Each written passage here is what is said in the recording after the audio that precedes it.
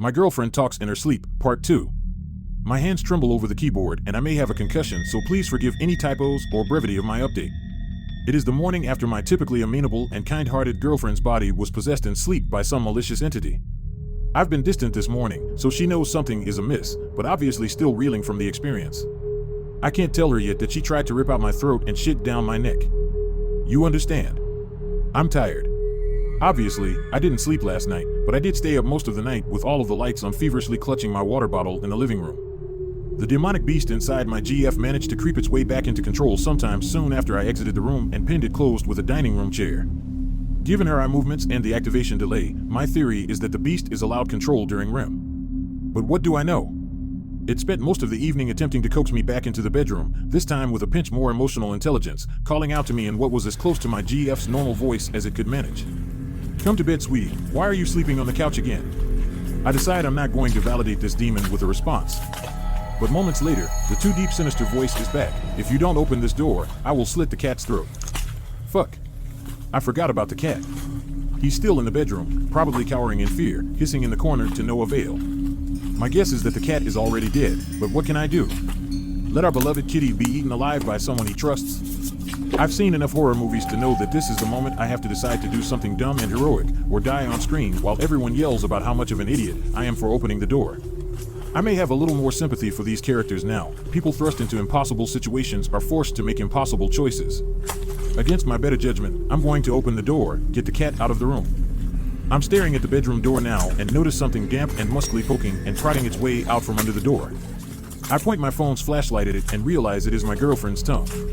I catch myself experiencing an intrusive thought, wondering if she will want to know why her mouth is full of cat hair tomorrow. But this is perfect. I need to test out my new technique, a spray bottle full of sink water.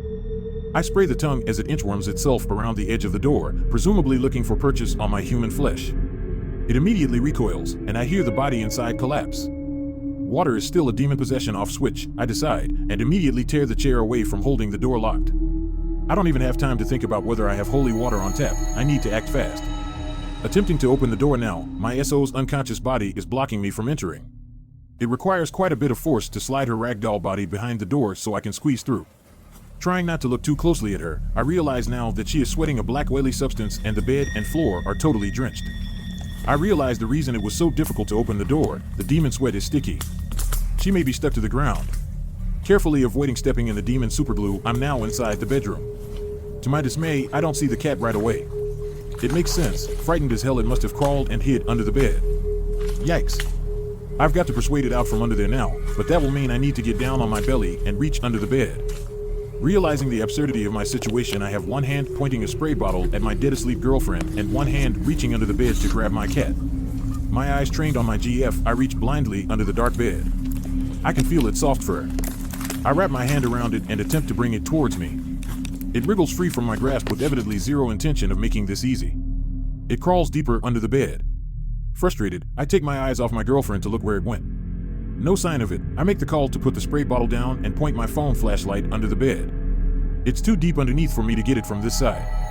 I'm going to need to go around to the other side to capture it. Pulling my head back out from underneath the bed, I realize my fatal error. My girlfriend has woken up. She is standing over me, a dark tower, as I lay vulnerable on the ground beside the bed. Her teeth look sharper from this angle than my phone's flashlight. Why didn't I turn on the bedroom light? She is drooling that black oily glue. Her hair, normally a gorgeous brown, is so glossed with black paste that it has slicked itself to her head like she just got out of the shower. Her eyes are menacing, wide open, bloodshot and yellow. She looks tired. I'm tired too, but it's time to go. The cat heroics can wait. Just as I'm about to scuttle an adrenaline-filled crawl around her legs and out the open door, she grabs both ankles with both of her arms. I remember her typically gentle touch is nowhere to be found in this grip as her nails dig shallow wounds into my legs. With inhuman strength, she begins raising my entire body weight by my legs, plainly in an attempt to start eating me alive from the toes up. Little does she know, I've never skipped a leg day in my life. I kick my girlfriend square in her teeth with both feet. She drops me on my head, but I can't feel it. While she is stunned, I manage to get to my feet, carefully avoid the preternatural spiderweb paste, and exit the room. Hands shaking, I adjust the chair to the correct angle just in time to hear agitated knocking on the other side. Baby, come back to bed, it's late, you're going to be so tired at work tomorrow. All of that, and I didn't even get the damn cat out. And my spray bottle is still in there. What the hell am I going to do now?